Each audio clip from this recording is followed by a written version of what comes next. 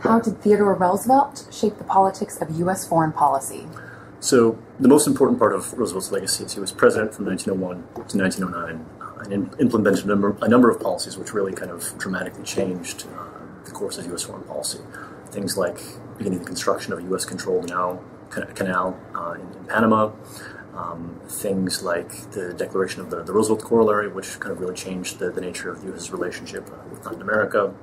But I mean, his entire career was actually quite influential. He started to have an impact on U.S. foreign policy as early as 1897, 1898, and he was involved up until his death in early 1919. So we're really talking about more than 20 years where he played a really influential role in this kind of this big story of the politics of U.S. foreign policy.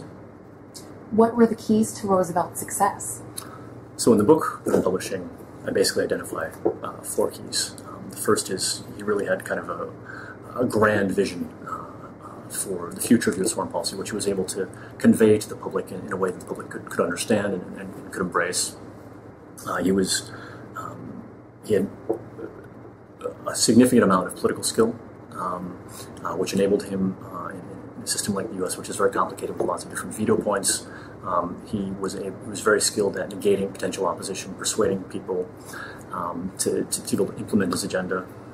He had faith in the U.S. Constitution and in basically the common sense of the average voter, which is a trait he shared with Abraham Lincoln, and really allowed him to avoid becoming cynical and avoid viewing his relationship with the public as one of manipulation. Instead, he viewed it as one of persuasion.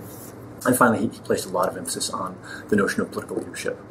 He wasn't naive about the nature of the U.S. system. He realized it was imperfect, and he believed that public figures needed to provide responsible leadership, not to demagogue, but still to communicate with the public in a way that they could understand and embrace. And how does President Trump live up to the successful blueprint of Theodore Roosevelt? So obviously, Trump has only been president for 2 years, so it's a bit too early to draw firm conclusions.